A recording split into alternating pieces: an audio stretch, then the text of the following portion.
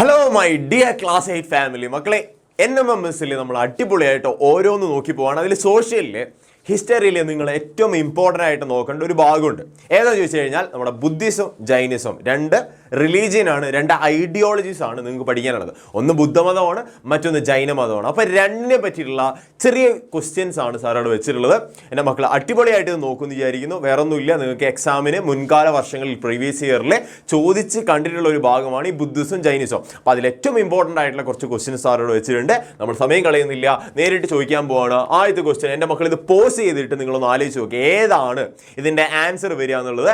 എന്നിട്ട് നിങ്ങൾ വീണ്ടും ഒന്ന് നോക്കുക കേട്ടോ. ഒന്നാമത്തെ ക്വസ്റ്റ്യൻ ഇതാണ്: who is the founder of Buddha religion അല്ലെങ്കിൽ ബുദ്ധിസം? ബുദ്ധിസത്തിന്റെ ഫൗണ്ടർ ആരാണ്? അദ്ദേഹം ഈ പറഞ്ഞിട്ടുള്ള ബുദ്ധിസം എന്ന് കൊണ്ടുവന്നിട്ടുള്ള ഒരു ആശയം ഒരു മതമായിട്ട് മാറ്റിയിട്ടുള്ളത്, ആളുകൾക്കിടയിൽ പ്രൊപ്പഗേറ്റ് ചെയ്തിട്ടുള്ളത് അല്ലെ, പ്രചരിപ്പിച്ചിട്ടുള്ളത് ആരാന്നുള്ള ക്വസ്റ്റ്യൻ. ഓപ്ഷൻസ് ഇതാണ്: വർദ്ധമാന മഹാവീരൻ, 2 ഗൗതമ ബുദ്ധ, 3 ശ്രീനാരായണ ഗുരു, 4 ദയാനന്ദ സരസ്വതി. ഇതിൽ ഏതാണ് ഈ പറഞ്ഞിട്ടുള്ള ബുദ്ധിസം? സാർ കോമൺ സെൻസിൽ നമുക്ക് ചിന്തിക്കാൻ പറ്റുന്ന കാര്യമുള്ളൂ. ആരാണ് ഈ പറഞ്ഞിട്ടുള്ള ഗൗതമ ബുദ്ധയായിരിക്കും എന്ത് കൊണ്ടുവന്നിട്ടുണ്ടാവുക? ഈ പറഞ്ഞ ബുദ്ധിസം കൊണ്ടുവന്നിട്ടുള്ള അല്ലേ, ശ്രീ ബുദ്ധൻ എന്നറിയപ്പെടുന്ന ഗൗതമ ബുദ്ധനാണ് ഈ പറഞ്ഞിട്ടുള്ള ബുദ്ധമതം അല്ലെങ്കിൽ ബുദ്ധ റിലീജിയൻ കൊണ്ടുവന്നിട്ടുള്ളത്. സാർ ബാക്കിയുള്ളതൊക്കെയോ? വർദ്ധമാന മഹാവീരൻ മക്കളെ ഈ പറഞ്ഞിട്ടുള്ളത്. അപ്പൊ ആൻസർ ഗൗതമ ബുദ്ധനെ നമ്മൾ ടിക്ക് കിട്ടും കേട്ടോ. വർദ്ധമാന മഹാവീരൻ വന്നിട്ട് ജൈനിസമാണ്. എന്താണ് ജൈനിസം എന്ന് പറയും? ജൈന മതത്തിന്റെ സ്ഥാപകനാണ് ഈ പറഞ്ഞ വർദ്ധമാന മഹാവീരൻ. അതിനുശേഷം ശ്രീനാരായണ ഗുരു ഉണ്ട്. അദ്ദേഹം കൊണ്ടുവന്നിട്ടുള്ള എന്തെങ്കിലും ഒരു മാറ്റമുണ്ട്? സോഷ്യൽ റിഫോംസ് അല്ലെ, ഈ പറഞ്ഞിട്ടുള്ള സാമൂഹ്യ പരിഷ്കരണങ്ങൾ കൊണ്ടുവന്നിട്ടുള്ളത് നമ്മുടെ ശ്രീനാരായണ ഗുരുവാണ്. അപ്പൊ സ്വാഭാവികമായിട്ട് അദ്ദേഹം കൊണ്ടുവന്നിട്ടുള്ള ഒരു സാധനം SNDP എന്ന് പറയും. എന്താണ് SNDP എന്ന് പറയും? ഇതിന്റെ ഫുൾ ഫോം എന്ന് പറഞ്ഞ മക്കളെ ശ്രീനാരായണ ധർമ്മ പരിപാലനം എന്നാണ് ശ്രീനാരായണ ഗുരു കൊണ്ടുവന്നിട്ടുള്ളത്. ഈ പറഞ്ഞിട്ടുള്ള സാധാരണക്കാരായിട്ടുള്ള ആളുകളുടെ ഉന്നമനത്തിന് വേണ്ടി പ്രവർത്തിച്ച ആളാണ് Sree Narayana Guru. When it comes to Dayananda Saraswati, Dayananda Saraswati എന്താ ചെയ്തിട്ടുള്ളത്? ഒന്നുമില്ല മക്കളെ, നിങ്ങൾ ആര്യ സമാജം എന്ന് കേട്ടിട്ടുണ്ടോ? ആര്യ സമാജം. ഓക്കെ, ആര്യ സമാജം കൊണ്ടുവന്നിട്ടുള്ളത്, അത് സ്ഥാപിച്ചിട്ടുള്ളത് ഈ പറഞ്ഞ ദയാനന്ദ സരസ്വതി. ഇതും എന്ത് തന്നെയാണ്? സോഷ്യൽ റിഫോംസിന്. അപ്പൊ ഇത് മൂന്നും എന്ന് പറഞ്ഞാൽ ഈ പറഞ്ഞ ഒന്നാമത് ജൈനിസവുമായി ബന്ധപ്പെട്ടിട്ടുള്ള ആളാണ്, രണ്ടാമത്തത് ഈ പറഞ്ഞ ഗൗതമ ബുദ്ധനാണ് എന്ത് പറഞ്ഞിട്ടുള്ള ബുദ്ധമതം. ഓക്കെ, ബുദ്ധിസം എന്ന് പറഞ്ഞിട്ടുള്ള ആശയങ്ങൾ പ്രചരിപ്പിച്ചത്.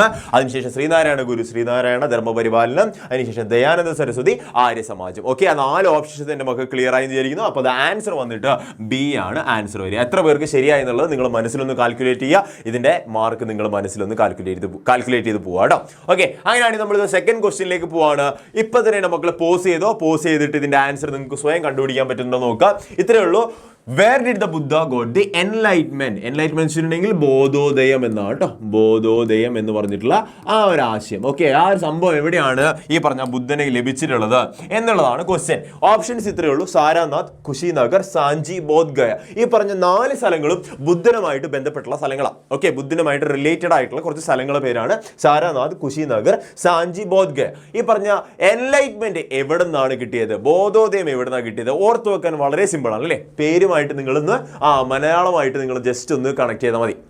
നമ്മുടെ മലയാളത്തിലെ ബോധോദയം എന്ന് പറയുമ്പോൾ ഇവിടെ നിങ്ങൾ ആലോചിച്ച് നോക്കുക, ആൻസർ വന്നിട്ട് ബോധ്ഗയാണ്. ഓക്കെ, ബോധ്ഗയ എന്ന് പറഞ്ഞ സ്ഥലത്ത് വെച്ചിട്ടാണ് ബുദ്ധൻ എന്തുണ്ടാവുന്നത്? ഈ പറഞ്ഞിട്ടുള്ള എൻലൈറ്റ്മെന്റ്, ബോധോദയം ഉണ്ടാവുന്നത്. ഇനി മുതൽ ഞാൻ എന്താക്കണം? ഈ ബുദ്ധമതം പോലുള്ള ആശയങ്ങൾ കൊണ്ടുവരണം. ഈ പറഞ്ഞിട്ടുള്ള ഈ പറഞ്ഞ വിശുദ്ധൻ എന്നൊരു ടൈപ്പ് ഓഫ് സാധനം വരുന്നത് എവിടെ വെച്ചിട്ടാണ്? ഈ പറഞ്ഞിട്ടുള്ള ബോധ്ഗയയിൽ വെച്ചിട്ടാണ്. അപ്പോൾ സാർ ബാക്കിയുള്ളതൊക്കെ ബുദ്ധനുമായിട്ട് റിലേറ്റഡ് ആണെന്ന് പറഞ്ഞല്ലോ. അപ്പോൾ അതൊക്കെ ഏതൊക്കെയാണ് മക്കളെ? ഒന്നുമില്ല, സാരാനാഥും സാഞ്ചിയും എന്ന് പറഞ്ഞിട്ടുണ്ടെങ്കിൽ ബുദ്ധന്റെ സ്തൂപങ്ങളുള്ള സ്ഥലങ്ങളാണ്. എന്താണ് സ്തൂപങ്ങൾ? സ്തൂപങ്ങൾ എന്ന് വെച്ചിട്ടുണ്ടെങ്കിൽ ബുദ്ധന്റെ സ്വാഭാവികമായിട്ടും ബുദ്ധന്റെ ഫിസിക്കൽ ആൻഡ് സ്തൂപങ്ങൾ, ബുദ്ധന്റെ ഫിസിക്കൽ ആൻഡ് മെന്റൽ കുറേ സാധനങ്ങൾ ഉണ്ടായിരുന്നു. ഓക്കെ, മെന്റൽ വെൽബീയിങ് ആയിക്കോട്ടെ, ഫിസിക്കൽ മെറ്റീരിയൽസ് ആയിക്കോട്ടെ, എല്ലാം സൂക്ഷിച്ചു വെച്ചിട്ടുള്ള ഒരു സ്ഥലങ്ങളെ നമ്മൾ വിളിക്കും സ്തൂപങ്ങൾ. ഓക്കെ, അതിൽ ഏറ്റവും പ്രധാനമാണ് സാരാനാഥും സാഞ്ചിയും. അവിടെയുള്ള സ്തൂപങ്ങളുണ്ട്. ഈ സ്തൂപങ്ങൾക്ക് ഒരു പ്രത്യേകതയുണ്ട് മക്കളെ, നിങ്ങൾ ചിന്തിക്കുക, അർദ്ധവൃത്തത്തിലായിരിക്കും. ഓക്കെ, സെമി സർക്കുലർ ആയിരിക്കും എന്തുണ്ടാവുക? ഈ പറഞ്ഞ സ്തൂപങ്ങൾ ഉണ്ടാവുക. ഓക്കെ,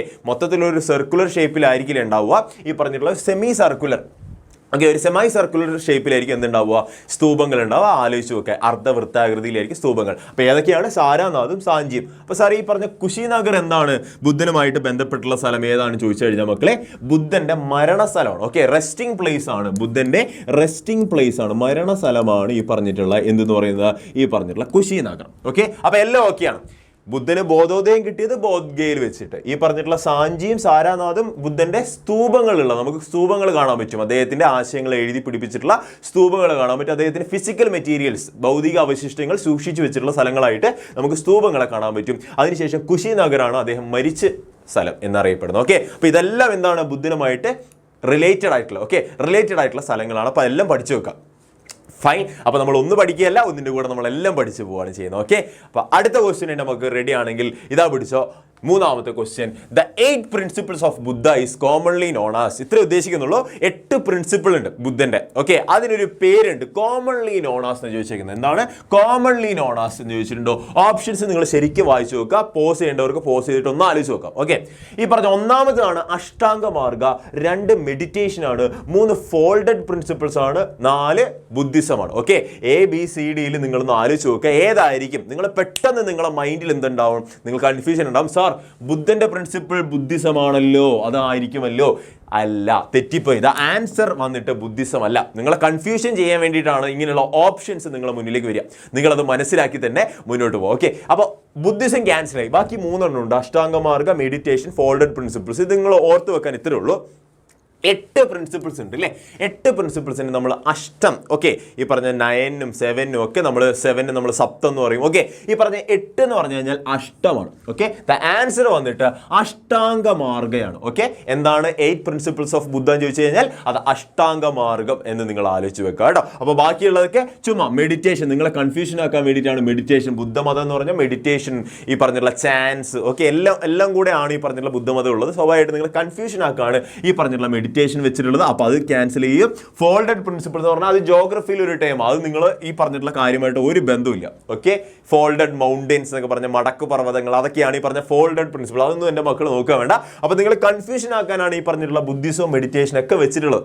നിങ്ങൾ നന്നായിട്ട് ആലോചിച്ചിട്ട് മാത്രം ആൻസർ ചെയ്യുക. അപ്പം ദ ആൻസർ വന്നിട്ട് അഷ്ടാംഗ മാർഗയാണ്. ഓക്കെ, അത് നിങ്ങൾ ആലോചിച്ച് വെക്കുക. ബുദ്ധന്റെ 8 പ്രിൻസിപ്പിൾ എന്ത് പേരിലാണ് അറിയപ്പെടുന്നത്? അഷ്ടാംഗ മാർഗം. ഓക്കെ, റെഡിയാണ്. അങ്ങനെയാണെങ്കിൽ മക്കളെ നാലാമത്തെ ഒരു ക്വസ്റ്റ്യൻ ആണ് ഈ പറഞ്ഞിട്ടുള്ള ജൈനിസത്തിൽ നിന്നുള്ളൊരു ക്വസ്റ്റ്യൻ ആണ്. ഓക്കെ, ജൈനിസത്തിൽ നിന്നുള്ള ക്വസ്റ്റ്യൻ ആണ്, ഏറ്റവും ഇമ്പോർട്ടൻ്റ് ആയിട്ടുള്ള ഒരു ക്വസ്റ്റ്യൻ ആണ്. In which language did the Jain followers propagated their ideologies? ഇത്രേ ഉള്ളൂ. ഈ പറഞ്ഞ ജൈന മതത്തിന്റെ ആശയങ്ങൾ ഏത് ലാംഗ്വേജിലാണ് പ്രൊപ്പഗേറ്റ് ചെയ്യപ്പെട്ടിരുന്നത്, പ്രചരിക്കപ്പെട്ടിരുന്നത്? ഇപ്പൊ എൻ്റെ മക്കൾ ഇപ്പോൾ ജൈനമതത്തിലെ ഒരാളാണെന്ന് വിചാരിക്കാം. ഓക്കെ, സപ്പോസ് ചിന്തിക്കാം. അങ്ങനെയാണെങ്കിൽ നിങ്ങൾ എന്നോട് പണ്ടുള്ള കാലങ്ങളിൽ കമ്മ്യൂണിക്കേറ്റ് ചെയ്തിരുന്നത് ഏത് ഭാഷയിലാണ്? നിങ്ങളുടെ ആശയങ്ങൾ എന്നോട് കമ്മ്യൂണിക്കേറ്റ് ചെയ്തിരുന്നത് ഏത് ഭാഷയിലാണെന്നാണ് ക്വസ്റ്റ്യൻ. അപ്പോൾ നിങ്ങളിങ്ങനെ ആലോചിച്ച് നോക്കുക. ഇവിടെ കുറച്ച് ഓപ്ഷൻ ഉണ്ട്, പാലി ആൻഡ് പ്രാകൃത്. ഓക്കെ, അതുപോലെ സാൻസ്ക്രിറ്റ് ഉണ്ട്, മലയാളം ഉണ്ട്, തമിഴുണ്ട്. ഓക്കെ, ഈ തമിഴ് എന്ന് പറഞ്ഞ സാധനം കംപ്ലീറ്റ്ലി നമുക്ക് ക്യാൻസൽ ചെയ്യാം. കാരണം ജൈനമതവുമായിട്ട് യാതൊരു ബന്ധമില്ലാത്തതാണ് തമിഴും. ഒപ്പം നമ്മൾ മലയാളം, എന്താണ് മലയാളം, സ്വാഭാവികമായിട്ട് മലയാളത്തിലൊന്നും ജൈനമതം എന്ത് ചെയ്യുന്നില്ല, പ്രചരിക്കപ്പെട്ടിരുന്നുണ്ടായിരുന്നില്ല. അപ്പോൾ നമുക്ക് ഏറ്റവും ഓടുവണ്ണായിട്ടുള്ള സാധനത്തിന് എടുത്തു കളയാം. ഓക്കെ, ഈ മലയാളം തമിഴൊക്കെ നമുക്ക് എന്ത് ചെയ്യാം, എടുത്തു കളയാം. ബാക്കിയുള്ള 2 എണ്ണമാണ് മോസ്റ്റ് പ്രോബബിൾ ആയിട്ടുള്ള 2 ഓപ്ഷനാണ്, എയും ബിയും. അതായത് പാലി ആൻഡ് പ്രാകൃതം, സാൻസ്ക്രിറ്റും. ഇതിൽ ഏതായിരിക്കും അല്ലേ? മോസ്റ്റ് നിങ്ങൾ ചിന്തിക്കാൻ പോകുന്നത് സാൻസ്ക്രിറ്റ് ആയിരിക്കും. സാൻസ്ക്രിറ്റ് എന്ന് പറഞ്ഞാൽ ഏറ്റവും പഴയ ഭാഷയാണല്ലോ. അപ്പോൾ സ്വാഭാവികമായിട്ടും നമുക്ക് എന്ത് ചെയ്യാൻ പറ്റും, സാൻസ്ക്രിറ്റ് ആയിരിക്കും ജൈന മതത്തിലുള്ള ആളുകൾ അവരുടെ ആശയങ്ങൾ പ്രചരിപ്പിക്കാൻ വേണ്ടി കൊണ്ടുവന്നിട്ടുള്ളത്. പക്ഷേ അവിടെയാണ് ട്വിസ്റ്റ് ഉള്ളത്. നിങ്ങൾ സാൻസ്ക്രിറ്റ് എഴുതിയാൽ ആൻസർ തെറ്റിപ്പോയി. ആൻസർ എന്താ വന്നിട്ട് പാലി ആൻഡ് പ്രാകൃതാണ്. ഓക്കെ, പാലി എന്ന് പറഞ്ഞ ഭാഷയും പ്രാകൃതം എന്ന് പറഞ്ഞ ഭാഷയിലുമാണ് ജൈന മതത്തിലെ ആശയങ്ങൾ പ്രചരിക്കപ്പെട്ടിരുന്നത്. അപ്പം നിങ്ങൾ അത്രയും കാര്യങ്ങൾ ആലോചിച്ച് വെക്കുക മക്കളെ. പാലി ആൻഡ് പ്രാകൃതാണ് ഈ പറഞ്ഞ ജൈന മതത്തിന്റെ, എന്താണ്, ജൈൻ ഫോളോവേഴ്സ് അവരുടെ ആശയങ്ങൾ പ്രൊപ്പഗേറ്റ് ചെയ്തിട്ടുണ്ട്. ഓക്കെ, അപ്പൊ ജൈനമതം സ്ഥാപിച്ചത് ആരാ മക്കളെ? നമ്മൾ ഫസ്റ്റ് ക്വസ്റ്റ്യനിൽ കണ്ടിട്ടുണ്ടായിരുന്നു. ഇവിടെ സാർ വെച്ചിട്ടുണ്ട് കുറച്ച് ഓപ്ഷനിൽ ഈ പറഞ്ഞ ജൈന മതത്തെ സ്ഥാപിച്ചത് ആരാന്ന് നമ്മൾ പഠിച്ചത്? വർദ്ധമാന മഹാവീരൻ. അപ്പൊ അവിടെ തന്നെ നമ്മൾ 2 ക്വസ്റ്റ്യൻ അവിടെ കംപ്ലീറ്റ് ആയി. ഓക്കെ, അപ്പൊ ജൈനമതം ഏത് ഭാഷയിലാണ്? പാലി ആൻഡ് പ്രാകൃതത്തിലാണ് അവർ ആശയങ്ങൾ പ്രചരിപ്പിച്ചത്. അപ്പൊ 2 ക്വസ്റ്റ്യൻ അവിടെ ഓൾറെഡി ആയേ. അപ്പൊ ഇത്രയും കാര്യങ്ങൾ നിങ്ങൾ ഓക്കെ ആണെങ്കിൽ മക്കളെ, ഇതിന്റെ താഴെ, ഈ വീഡിയോയുടെ താഴെ നിങ്ങൾ എന്ത് ചെയ്യണം, ഈ പറഞ്ഞിട്ടുള്ള 24th തീർത്ഥാങ്കരൻ ആരാണ് എന്നും കൂടെ നിങ്ങൾ കമന്റ് ചെയ്യണം. ഓക്കെ, എന്താണ് 24ാമത്തെ ജൈനമതത്തിലെ 24ാമത്തെ തീർത്ഥാങ്കരൻ? ഓക്കെ, തീർത്ഥാങ്കരൻ എന്ന് വെച്ചിട്ടുണ്ടെങ്കിൽ അവർ ഒരു പൊസിഷനാണ്. ഓക്കെ, ആ പൊസിഷനിലുള്ള 24ാമത്തെ തീർത്ഥാങ്കരൻ ആരാണ്? ഈ പറഞ്ഞ ഓപ്ഷൻ ഉണ്ട്, വർദ്ധമാന മഹാവീരൻ, ഗൗതമ ബുദ്ധ, ശ്രീനാരായണ ഗുരു, ദയാനന്ദ സരസ്വതി. സെയിം ഓപ്ഷൻസ് ആണ്.